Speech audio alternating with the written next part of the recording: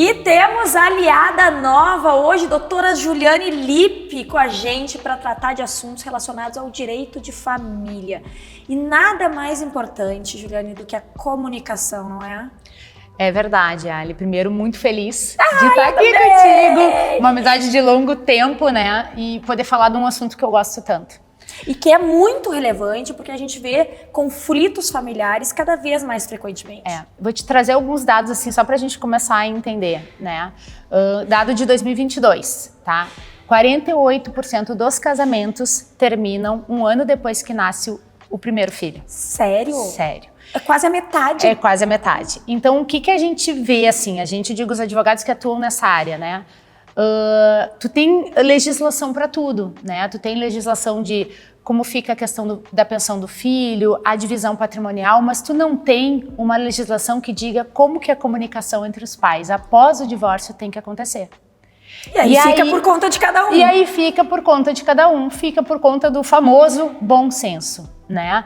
Então, como se faz depois? Tu formaliza tudo, a questão da pensão, da guarda, da divisão de patrimônio quando tem, e aí? A comunicação posterior, como é que fica? Depois um casamento com filhos, que eu disse pra ti agora esse número... E que muitas vezes as pessoas não têm ojeriza em pensar em se falar.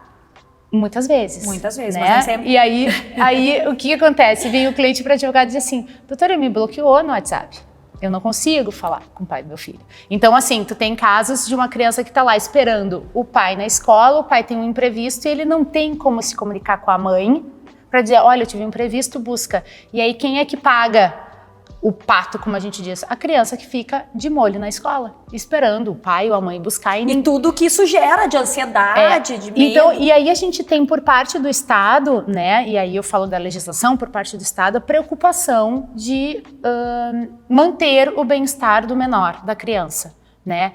Então, na verdade, a gente, como os operadores, os advogados que trabalham com isso, profissionais da psicologia, profissionais de assistência social, tem essa obrigação de tentar intermediar essas relações, tá? A comunicação, ela tem que existir, né, Ali? No momento que tu casa, que tu constitui um relacionamento e deste relacionamento nasce um filho, 2, 3, esse relacionamento deu certo.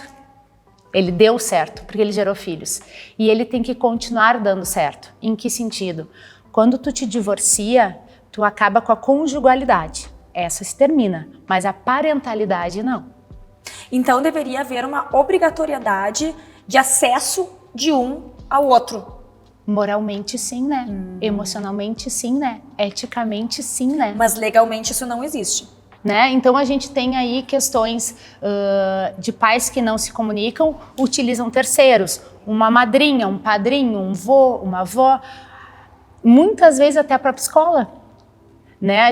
Eu tenho casos, e já ouvi falar de casos que os pais se comunicam pela agenda da escola.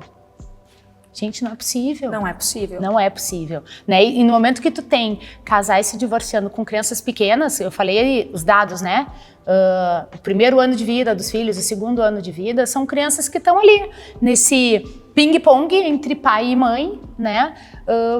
Dependendo de que pai e mãe funcionem como parceiros na criação de um filho. É uma loucura isso, porque são os ex-cônjuges se colocam em uma posição... É tamanho o conflito, a dor, ou sei lá o que eles carregam, que isso se torna mais importante do que a comunicação pelo filho.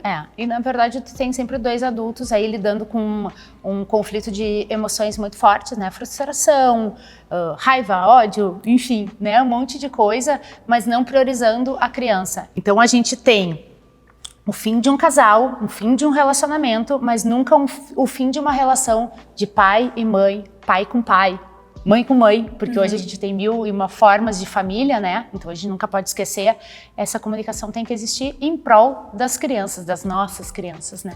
Então vocês já viram que a gente vai estar comunicando com vocês aqui sobre assuntos muito importantes relacionados aos relacionamentos familiares. Se tiverem qualquer dúvida, mandem pra gente, porque agora a doutora Juliane Lippe está aqui para nos auxiliar e ser a aliada de vocês.